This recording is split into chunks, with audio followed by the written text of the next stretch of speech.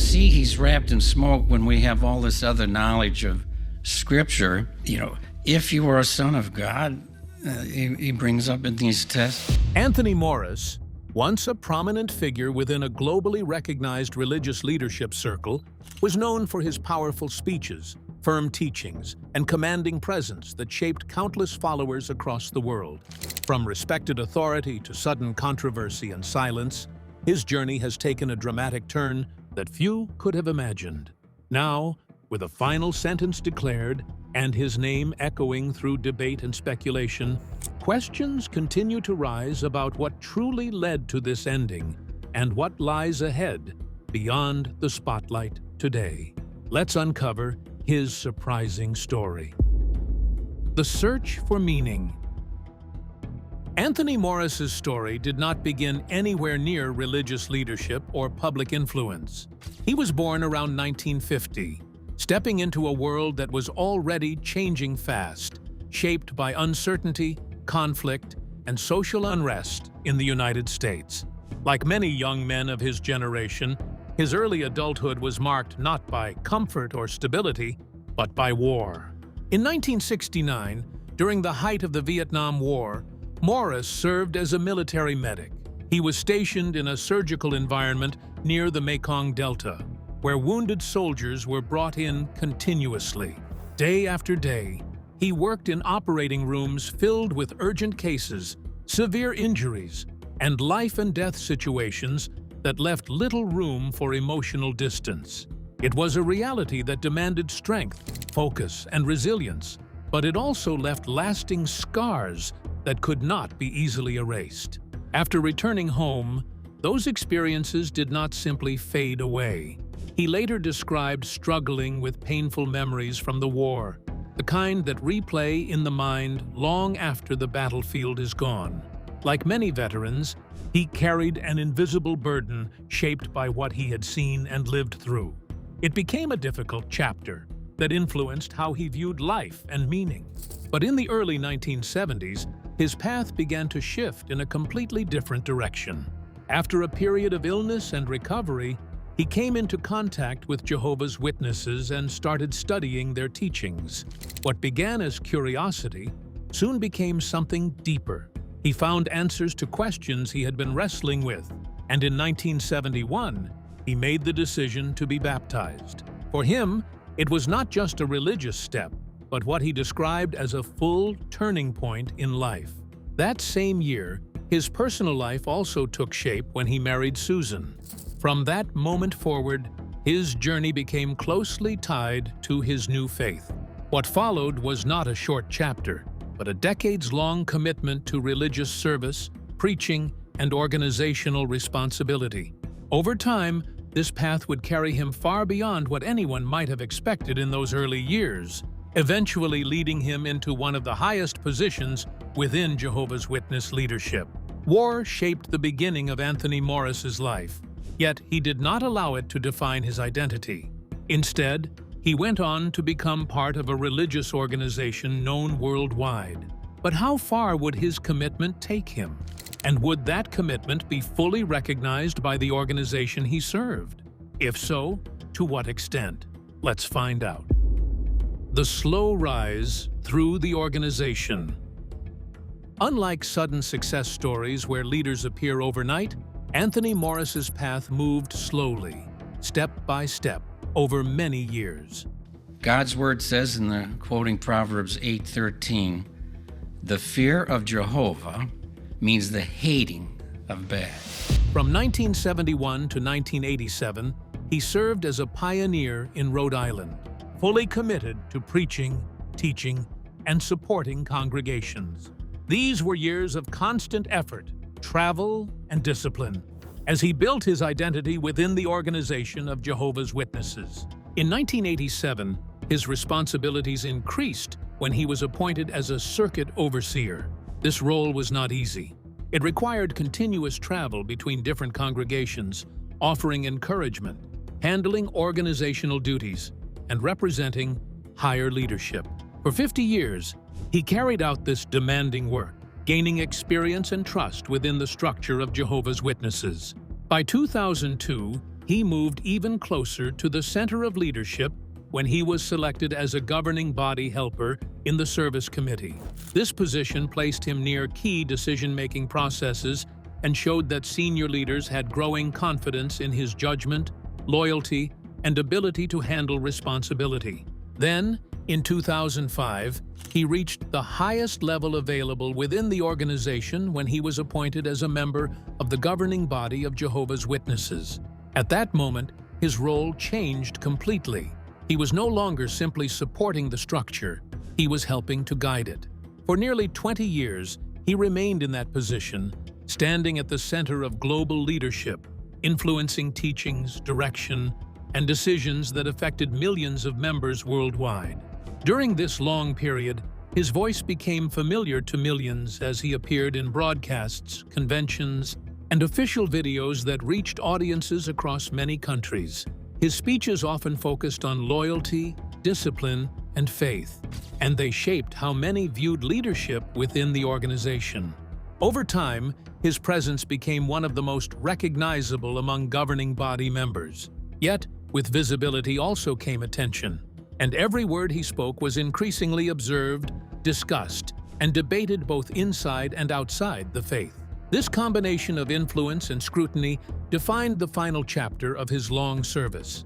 In the end, his journey reflected both a steady rise and increasing public attention that eventually made his position impossible to separate from wider controversy and discussion around the world. The commitment and steadfastness of Morris earned him a leadership position among Jehovah's Witnesses. But how well did he carry out the responsibilities that came with that role? And was his leadership widely accepted? Now, let's uncover how Anthony Morris became one of the most recognizable and controversial voices in Jehovah's Witness leadership. From silent authority to global face. Once Anthony Morris entered the governing body, his role shifted in a way that few could have predicted. He was no longer just part of the leadership structure, working quietly in the background. Instead, he became one of the most visible and recognizable voices representing Jehovah's Witnesses to the entire world. This change happened at a time when the organization itself was transforming how it communicated. Through the rise of Jehovah's Witness broadcasting and official online platforms, Jehovah's Witnesses began reaching millions of people directly through videos, streamed talks, and global conventions. And in many of these productions, Morris appeared again and again. His face, voice, and speeches became familiar to members across continents. In these appearances, he often spoke about faith, loyalty, moral conduct, and strict obedience to Scripture. His messages were not soft or carefully toned down. Instead, they were firm, clear, and at times emotionally intense.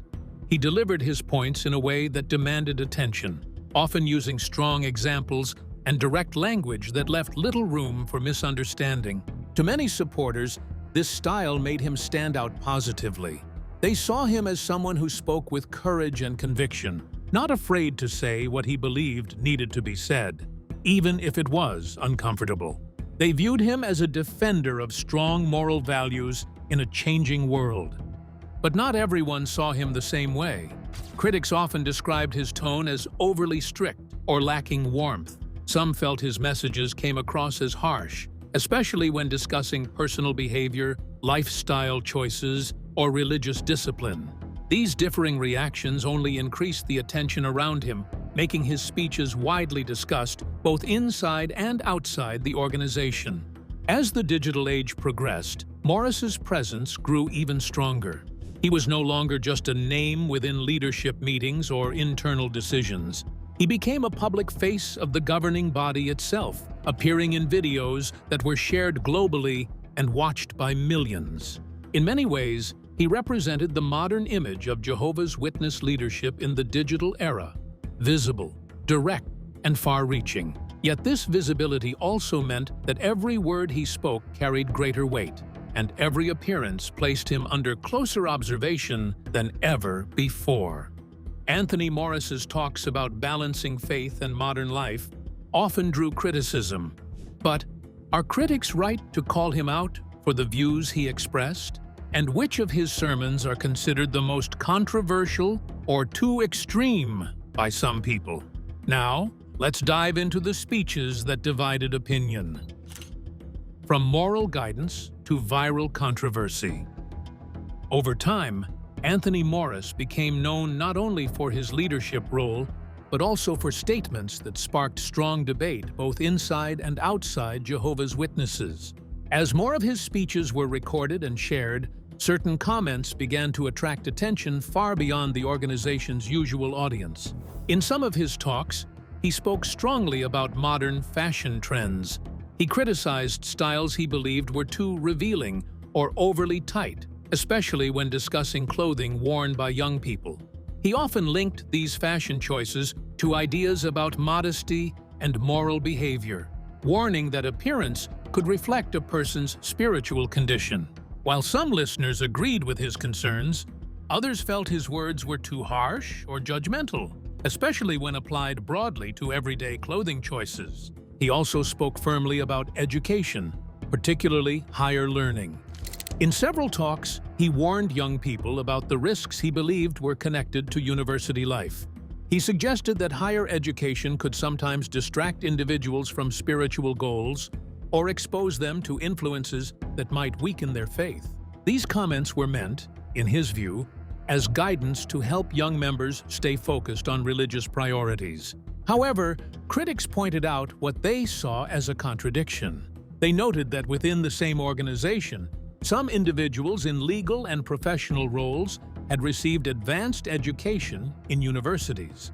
To them, this raised questions about whether the message was fully consistent or applied differently, depending on context. As these speeches were shared online, short clips began circulating widely on social media and video platforms. What was once spoken in convention halls or religious gatherings now reached a global audience, many of whom had no connection to Jehovah's Witnesses. This exposure brought a new level of attention to his words, and discussions grew quickly in comment sections, forums, and reaction videos. Supporters continued to view him as someone offering firm spiritual direction in a changing world. They believed his messages were meant to protect and guide rather than offend. Critics, however, saw the same words as rigid, outdated, or overly strict toward modern life choices.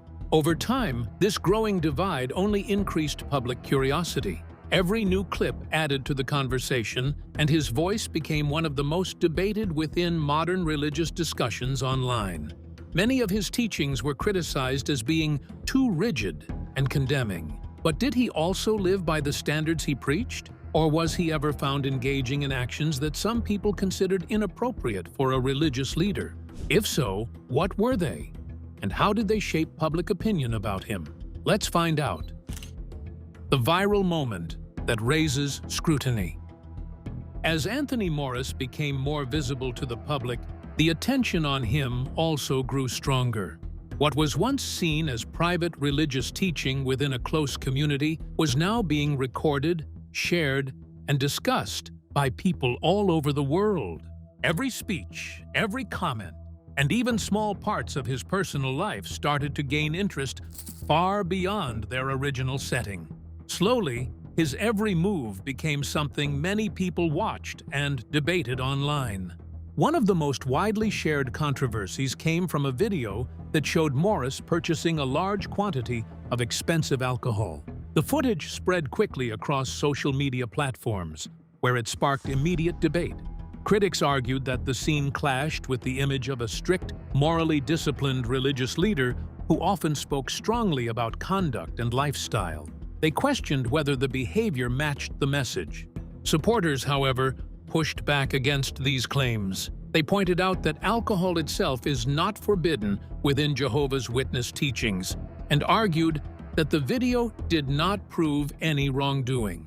To them, the situation was being exaggerated and taken out of context.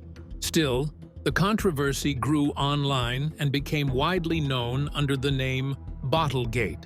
Over time, it remained one of the most discussed and polarizing moments linked to his public image.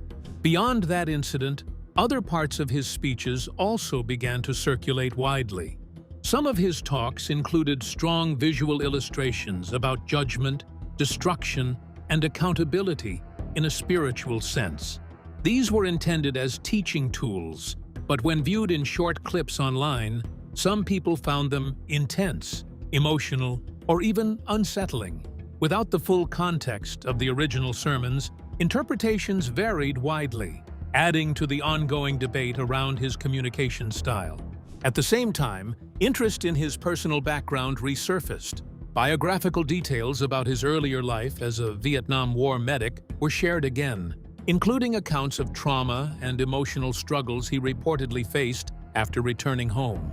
These reflections added another layer to his public image, showing a man whose life had moved from wartime trauma to religious leadership. For some observers, this made his story more human and complex. Despite the controversial clip that showed Morris purchasing a large quantity of alcohol, his organization made no reaction to the incident. But does their silence mean approval? Or were they simply trying to control the situation from escalating while working behind the scenes to address it? If so, what follows such a troubling moment? Let's uncover the shocking details. The announcement that shocked the world. On February 22, 2023, Jehovah's Witnesses posted a short statement on their official website confirming that Anthony Morris was no longer serving as a member of the governing body. The message was brief, clear, and final, but it offered no explanation at all. No reason was given, no background details were shared, and no context was provided to help members understand what had happened. In many ways, the silence around the announcement became just as powerful as the news itself. The organization simply stated the change and moved on, leaving a gap that people immediately tried to fill with their own questions. Reactions came quickly. Across online forums, social media platforms, and former member communities, people began discussing the sudden change. Many noted how unusual it was for such a high-level leadership shift to be announced without any explanation. Some compared it to the last major removal of a governing body member in 1980, involving Raymond Franz, pointing out how rare and significant such events are in the history of the organization. Because there were no official details, speculation spread fast. Some people connected the announcement to earlier controversies that had circulated online in previous years. Others suggested it might have involved internal disagreements or private matters that were never meant to be made public. Yet others believed it could have been a quiet administrative decision known only within the highest levels of leadership. But none of these theories were confirmed by the organization itself. The absence of clear answers created a vacuum, and in that space, discussion grew louder. For many observers, the sudden nature of the announcement felt unusual for a leader who had been part of the governing body for nearly 20 years. He had appeared regularly in official broadcasts, spoken at major conventions, and been seen as one of the recognizable faces of modern Jehovah's Witness leadership. And then, almost without warning, that presence was gone. No farewell message, no detailed statement, no public explanation, just a simple announcement marking the end of a long chapter of service. For followers and observers alike, the moment raised more questions than it answered. A man who had once stood at the center of authority in a global religious movement had quietly stepped out of it, leaving behind a silence that continues to fuel curiosity and discussion even long after the announcement was made. Without any formal prior notice, Anthony Morris was removed from the governing body of Jehovah's Witnesses, a move that surprised many. But could there be something even more surprising than his dismissal? What could be more shocking than the way it happened? Now, let's explore the vanishing trail. The rapid digital erasure. What came after the announcement only deepened the sense of mystery surrounding Anthony Morris's sudden removal. In the hours and days that followed, observers began noticing something unusual happening across official Jehovah's Witnesses websites and digital platforms. His name, photographs, and references to his role on the governing body were removed and replaced with updated content at a surprisingly fast pace. For many people following the situation, the speed of these changes stood out immediately. In previous leadership adjustments within the organization, updates to official pages had often taken time, sometimes days or even weeks, to fully reflect new information across all materials. But in this case, the changes appeared almost immediate, as if the system had already been prepared for the update in advance. This difference led to more questions. Some observers believed the rapid removal could suggest that the decision had been sudden or internally urgent rather than a slow, planned retirement. To them, the quick digital response looked like an effort to adjust the public record as quickly as possible. However, others were more cautious. They pointed out that without any official statement explaining the process, it was impossible to draw firm conclusions about what the timing really meant. As discussions continued, comparisons were made with earlier updates within the organization. When new governing body members had been added earlier in the same year, it had taken noticeably longer for their names and images to appear across official pages and materials. This contrast between slow additions and fast removal only added fuel to ongoing speculation online. At the same time, older discussions about Anthony Morris resurfaced across social media. Clips from past speeches, debates about his comments, and previously circulated controversies began to reappear in online conversations. Still, none of these renewed discussions offered a clear or confirmed reason for his removal. They only added layers of interpretation and opinion, not facts. To this day, no official explanation has been publicly released by the organization regarding the decision. The silence remains complete, with no additional statements, clarifications, or follow-up announcements. What is left behind is a situation filled with unanswered questions and ongoing debate. A man who once stood as one of the most visible and influential voices in Jehovah's Witness leadership was suddenly removed from that position without explanation. And because of that silence, the story of Anthony Morris has not truly reached an ending. Instead, it continues to exist in speculation, interpretation, and questions that remain open. So, what do you think about Anthony Morris's removal? Was the Jehovah's Witnesses' handling of the situation fair? We would love to hear your thoughts in the comments below. Don't forget to like and subscribe.